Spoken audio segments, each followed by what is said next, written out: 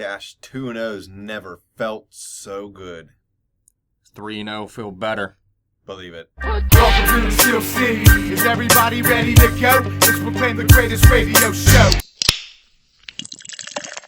Welcome, fans, to another episode of The Spread. I'm your host, Jim Sella, in studio with J Dash, no Big Easy, no JK47, no Johnny Parlay.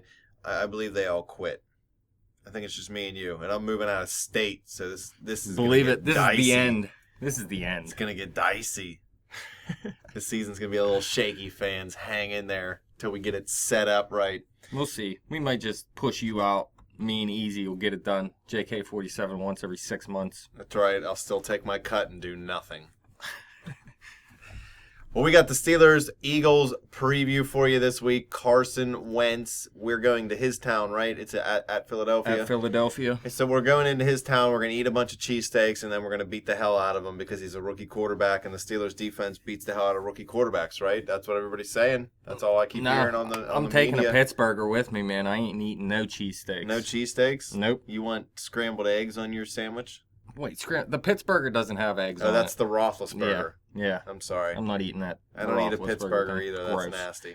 They need to make a Mettenberger. I think they talk. I swear to God, the place that made the Roethlisberger made one for like a week whenever we signed Mettenberger. I could be wrong. Anyway, Steelers, Eagles, Carson Wentz, 2-0 as a rookie quarterback. That's pretty unheard of. Yeah, from what I've seen from him so far, man, he looks pretty good. I mean, Has he thrown a pick yet? No picks, 3 touchdowns. He's already thrown 71 pass attempts in 2 games, has 468 yards passing. He's been sacked 4 times. This guy looks pretty good to me. It kind of reminds me of Big Ben's rookie season. He's not doing too much, but he's also not making any big mistakes either. And it kind of helped that he had somewhat of a soft schedule through his first 2 games. He had the Cleveland Browns at home and then went into Chicago. Chicago can give you some fits sometimes. They lost Jay Cutler, too. Yeah.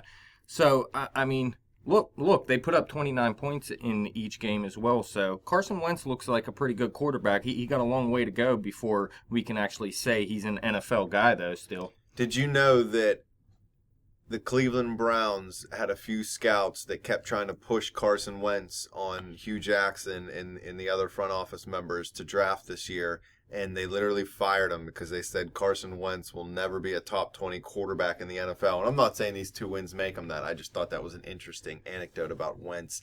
And now the Browns lost RG3, lost Josh McCown, and they're down to some Obi-Wan Jabroni who I can't even remember. Well, you know what? He was probably right because if he'd have went to Cleveland, he would have never made a top 20 he would have never quarterback. won 2 games in 10 years. Exactly. He probably broke his collarbone in practice and been garbage. So I tell you what, it looks good so far. And Jordan Matthews has had a little bit of problems helping him out as well. He could have had another big touchdown in this Monday night game that Jordan Matthews was unable to hold on to. It was a perfect pass down the sidelines as well. But Nelson Aguilar is starting to step up a little bit as well. He's not doing huge things, but he kind of disappeared last year for a long while. And this year he's finally stepping into that role that everybody hoped he could. Darren Sproles could have done some more on Monday night for me, considering I needed him to get me like 18 points, and I think he got me 6. Come on, Sproles. Yeah, Philadelphia's backfield, they got Ryan Matthews and Darren Sproles out there. That kind of reminds me of what they seen last week with Jeremy Hill and Giovanni Bernard. Jeremy Hill's the one that's going to get the carries in the backfield, but the one that got it done in the passing game was Giovanni Bernard, and that's always the guys I'm more worried about against the Steelers defense. So I think they'll be fine against Ryan Matthews. He has a 3.5 yard per carry average right now, but he does have 3 touchdowns on a season already. But Darren Sproles is the guy I'm more worried about, just like I was about Giovanni Bernard. Are the Eagles better or worse without DeMarco Murray? Well, right now, I mean, it looks like they're better, I would say, and I don't necessarily coincide that with DeMarco Murray leaving, I would say. I mean, I just think they're better because Carson Wentz is giving them some good football right now. And plus, Chip Kelly's gone, man. I kind of think that changes things, too. It's the whole reason they've won 2 games because Chip Kelly's gone. He's horrible. Yeah, but I tell you what, San Francisco, are they 1-1 right now or 0-2? They're 1-1. They beat the Rams, I think it was, on Monday night the first week. Yeah, and they put up some points on Carolina's defense. So I don't know, man. That's Blaine Gabbert out there too. So who Interesting knows? note about Blaine Gabbert. Him and Aaron Rodgers have basically exactly the same numbers over the last 16 games or something of their careers. So, well, you know what I mean, these past 16. That's pretty ridiculous. Yeah, Aaron Rodgers is falling off. Oh, it's early in the season, man. I still think Green Bay will get it going. This is going back all the way through last year, too. So well, that's what I'm saying. We knew Green Bay last season, though, without Jordy Nelson, didn't look good. I think that they're still trying to get on the same page a little bit. I think that offense, I mean, again, too, the Green Bay went up against Minnesota's defense this past week, and they're a pretty good defense. So Green Bay will be all right, I believe. Now, the Eagles have, as far as points per game, the second best defense in the league, only giving up 12 points per game. The Steelers have the fourth best offense as far as points per game at 31 a clip. Who's going to come out victorious, the Steelers offense or the Eagles defense? Well, I mean, I guess we'll have to wait to see, but I would say this is going to be the Philadelphia Eagles' biggest test by far. Like I said, Cleveland Browns, Chicago Bears, now the Pittsburgh Steelers, so they really got to step up. What's wrong with the Browns offense, man? Oh, jeez. Well, he went down in that game. Don't forget that. But, yeah, I mean, this is a totally different beast going up against this Philadelphia defense. So I kind of think, actually, I think Pittsburgh's offense is going to blow up in this game. This is going to be their best game of the season. Is this the best defense we faced so far this year, the Eagles? Well, I guess we'll have to see about that too, but I would have to we were arguing, you were saying the Bengals were a better defense than the Skins, and I said I'm not so sure about that because, you know, Josh Norman is out there now, and everybody loves Brashad Breeland as the second corner out there, and I guess he is a good corner or whatever. So, I don't know. I don't think this is the best defense they've seen so far. I just think they're playing some good D right now because they had some soft matchups early on. Although I'm not hating or anything, I think the Eagles can be a solid defense by season's end. The Steelers' defense has only given up 50.5 rushing yards per game. It's pretty good. Yeah, it's not bad at all, and I expect the same this week. Like I said, I'm not really worried about Ryan Matthews. He has 109 yards in 2 games, so he's averaged, 54.5 yards per game. And Darren Sproles doesn't do too much on the ground either. It's just the worrying about him in the passing game, although he only has 4 catches on the season as well, so they got to get him more involved. And I think Carson Wentz may need to get him more involved this week because, I mean, the Steelers' defensive backfield right now has played pretty well. So we'll have to see. This might be Carson Wentz's toughest matchup as well, although it may not. I think he's still going to go out there and have a pretty solid game himself. Now, I've heard a lot of yinzers and a lot of Pittsburgh sports media blowing things out of proportion both ways. You have people talking up Ross Cockrell like he's Darrelle Revis in his prime because they shut down A.J. Green against Cincinnati. Even though we played a lot of zone. He seems to make some mistakes, though. Dude, I'm telling you, the Pittsburgh media, everybody's on. Who was it? Somebody's calling it. Pursuto's calling it Cockrell Island, dude, on the DB I was kind of interested show. in what Artie Burns did last week. You seen him come up with a couple decent plays. And then you have the other faction who are saying the Steelers bend but don't break defense is just going to break because without the sacks that they have no shot. It's kind of like what Easy was saying while we were watching the game. He was upset because we weren't getting any sacks. He kept saying we had no pressure on Dalton. We crushed Dalton. How many times he was limping by the end of the game? There's that great highlight of, I think it was Tuitt, just tattooing him in the back and knocking his helmet off and driving him into the ground. You don't have to get sacks just to get pressure. And I feel like the Steelers... And you don't have to blitz to get pressure either, necessarily. And I feel like the Steelers know that their defensive backs are probably the weakness of their defense, even though, like you said, they are playing well.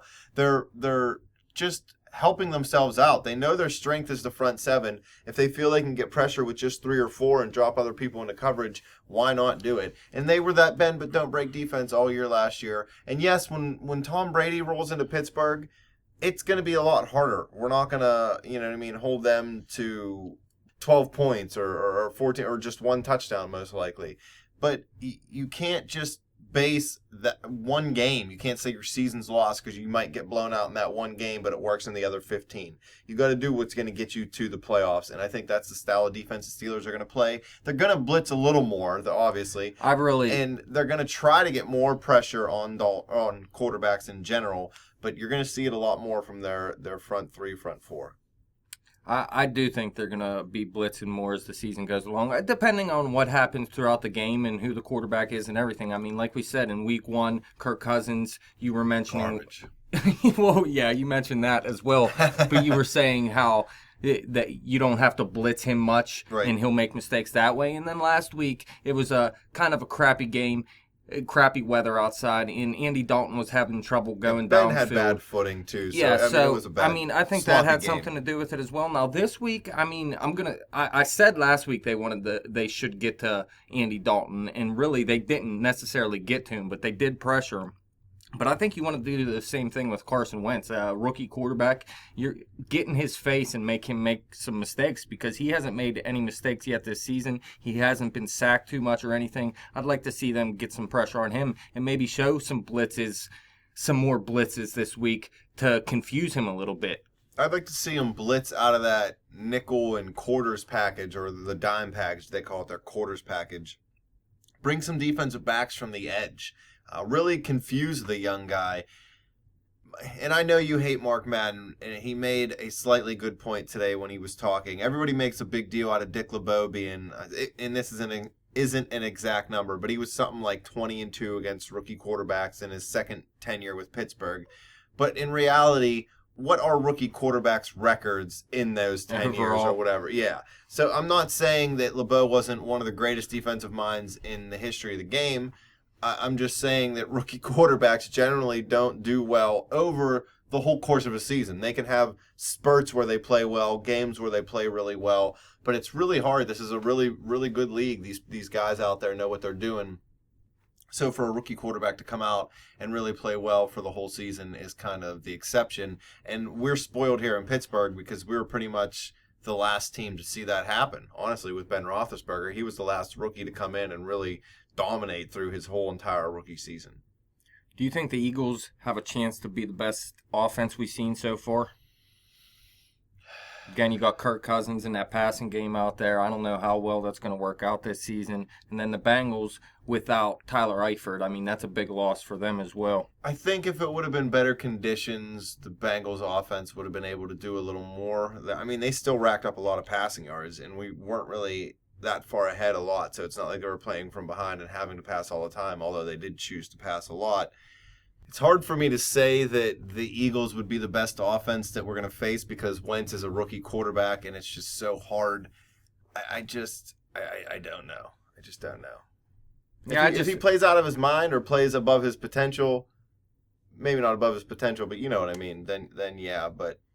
Well, I think they're going to have to shut down Jordan Matthews the same way they shut down it. Well, they don't necessarily have to, but it'd be nice to see them go do the same thing. Jordan Matthews is as close to elite as you can get without being elite, maybe. He's a very good receiver, but they have some good secondary options as well. Like I said, Darren Sproles and Nelson Aguilar, and they brought over Dorial Green-Beckham as well. He has a couple catches on the season, so he's probably going to be getting more involved in this offense. Then you have Zach Ertz as well. So, I mean, the weapons are out there. We all know we love Darren Sproles around here as well. That's Easy's favorite player of all time.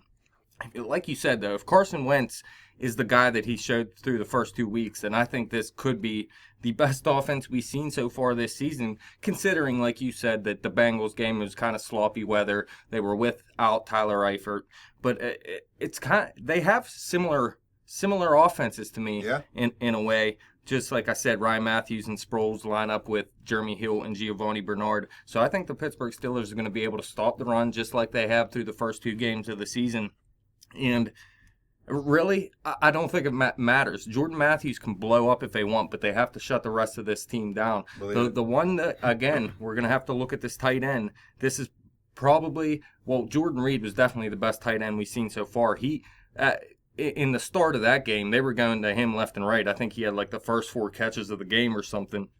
So they really got to keep an eye on Zach Ertz in this game because he can blow up as well. He did it with... was it Sam Bradford at the end of the season that it was blowing up with him, or it might have been someone else? Tell you what, Sam Bradford too over in Minnesota, he had a pretty good game, man. He took a pounding and actually got back up. When did that start happening? So maybe everything's working out. Sam Bradford wasn't happy in Philadelphia. Chip Kelly wasn't a good coach in Philadelphia. He's going over to San Fran. They're scoring points. So we'll see. I mean, it's hard to ruin San Francisco. They weren't very good to begin with. Well, their quarterback's sitting and kneeling during the national anthem. He sparked an entire outcry, and nobody's even talking about the topics that he's trying to bring attention to. They're just talking about him being a giant tool. What about this Steelers offense? Marcus Wheaton's expected to come back this week. I read an article today on, I don't remember, Steelers Depot maybe. It said that Marcus Wheaton was a healthy scratch for this week. He was healthy enough to play, but Coach Tomlin kept him out because he hasn't had a lot of practice time. He missed a lot of time in the offseason program. I don't know how much I'm buying that. He is expected to play this week, though. So does he move back into that number 2 slot, or is it still Sammy Coates and Eli Rogers kind of splitting it more? Yeah, 2A, I 2B? do buy a healthy scratch, man. Like he said, he hasn't been through many practices. I compare Marcus Wheaton and Darius Hayward-Bay right now. Is Darius Hayward-Bay that's been with the team maybe a little bit better right now than Marcus Wheaton? Maybe it was last week, and I still like Marcus Wheaton more than Hayward-Bay, but behind that, I mean, he's my 4th receiver right now. Sammy Coates showed me last week he's the big play guy. I mean, obviously, Antonio Brown's the big play guy, but he's the deep threat, and they were showing him on some reverses as well. So Sammy Coates is going to be involved in this offense. And Eli Rogers, I know he only had that good first half in week 1 and kind of fell off since then. But like Ben said, he may be the best slot receiver he's seen. I'm not necessarily going to believe that or anything, but I do like what I see now to Eli Rogers. So to me, Marcus Wheaton would line up in 4 wide as a slot guy right now. The one thing I'll say for Wheaton, he's not really flashy. He doesn't make too many big plays, but he doesn't drop a lot. He gets you that third down. He can make a tough catch, not a spectacular catch, a tough catch. You know what I mean? He's more of a physical kind of receiver. But I agree. I think really behind Antonio Brown, it's kind of a rotation and a situational thing. Eli's going to be the guy you're going to go to in the slot. Sammy's the guy you want to go downfield. And then, Marcus, you might be looking for him on some third downs because, he's got some hands that you can trust. You've been working with him, for a couple years. Whereas Sammy Coates, you might be a little more hesitant because, he has the dropsies sometimes. All right, so Marcus Wheaton, over or under 3 catches?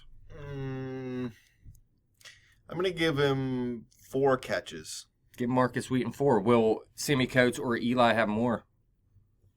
I think one of them will. I think Eli has the better shot. Yeah, I think he'll get more. I think Sammy's more of that guy where he's only going to have 3 to 5 catches per week, but it's going to be for 80 to 100.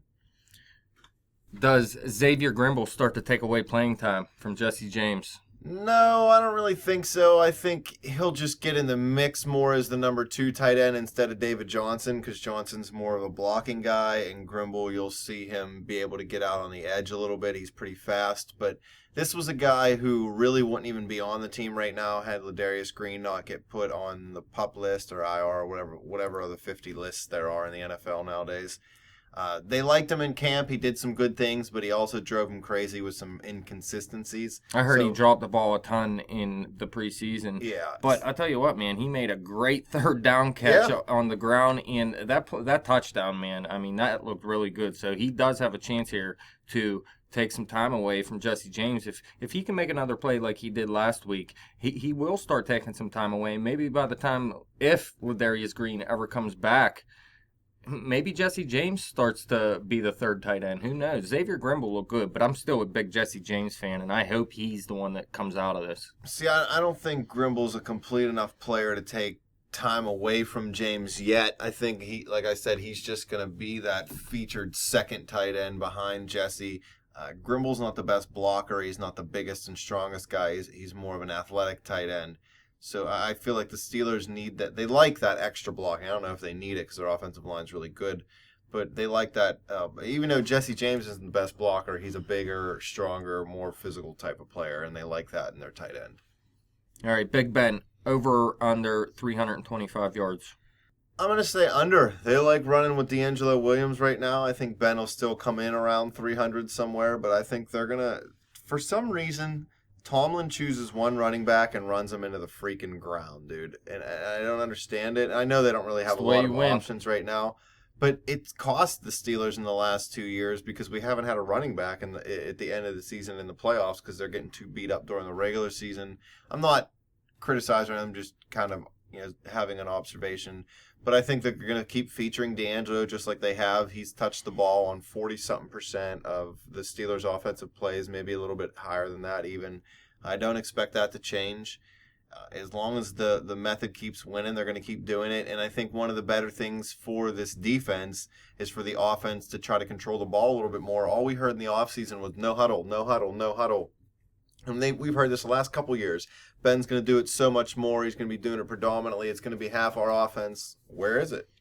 We've seen it a little bit against Washington, but I really didn't see it. And I know it was raining. Yeah, it was a different type of game. But I just feel like they like the little bit of a slower pace, not a slow pace, just maybe not the foot on the gas like the Saints to try to help the defense out a little bit. All right, what's your keys to victory here? Get to Carson Wentz early and really turnovers. We need some turnovers. I'm not so concerned about the sacks. I feel like they're just going to come with time. I think it's been a situational thing, a weather thing in the Cincinnati game. But the turnovers really need to come. Last year, the defense really kept its heels dug in the red zone. They got some key sacks, and they got a lot of sacks, but they had a lot of turnovers. The most turnovers that defense has had in probably the last 7-8 years, maybe even longer. I'm not sure they're going to repeat as many as they had last year, but they definitely at least got to pick it up a little bit. Make some big plays on defense. If you get to Wentz early, and I don't even necessarily mean hit him early, just get in his head, get a pick early. You're really going to unravel the young guy, and if you can do that, then the offense will be able to cruise a lot easier. And I think that's going to be on the front seven. I think they do want to get pressure in this game on Carson Wentz and force him into some mistakes, and I think that's the definite key to victory here. I think our offense is going to blow up this game. So I'm going to say the Steelers win this game 41-27. Do you think the lack of pressure or lack of sending pressure has anything to do with Cam Hayward not being at 100% right now? I mean, I guess it's definitely possible, but again, the way I see it, like you mentioned with Kirk Cousins and the way the game was playing out last week, I think that's more of the reason why at this point. But I mean, I guess it's a definite possibility. So Steelers, Eagles, at Philly, Week 3, official prediction. I think the Pittsburgh Steelers win the game and move to 3-0, but I think it's going to be a little bit closer than some Steeler fans realize. The Steelers struggle a lot on the road offensively in Ben's history and Mike Tomlin's history. I don't know if they're going to struggle per se this game, but I think the Eagles are going to be able to keep it close, and I think the Steelers win this game 24, we'll go 27-21. 27-21. I'm saying a lot higher scoring this week. I just don't know if they're going to, I don't know. I just have a feeling that they're going to play a little bit more of a grinded out style of offense this week and not so much a high flying. It's definitely possible. I don't know. The Eagles' offense looks pretty good to me. I think the Steelers are going to want to come out and put up points on the board because we know the secondary can be beat. I mean, we've seen it in the past. So far this season, it hasn't looked bad, but they still let up a ton of yardage. I think the Eagles are going to be able to put up some points this week. Like I said, 27 points. So I think the Steelers are going to go out there and Antonio Brown's going to have a big game, and they're going to go over 40 this week. Are we going to finally go for 2? It depends on what kind of game it is. If it's crappy weather again, I'll say no. But, yeah, I'll say they go for 2 at some point in this game. That was another thing we heard all offseason. They're going to set the record again. They're going to go for 2 every time. Yep. Haven't seen it. Fans, any questions, comments you have for us, hit us up on Twitter at bet_the_spread. Hit me up on Twitter at betjimtowin. Do we know Easy's official prediction? Probably Steelers 50-0. Yeah, who knows? He'll change it by game time anyway. Yeah, believe it. Fans, go to our Facebook page at facebook.com/betthespread. Keep coming back to YouTube. Keep clicking subscribe. Live it, love it, breathe it. Steeler football on the spread all day, every day.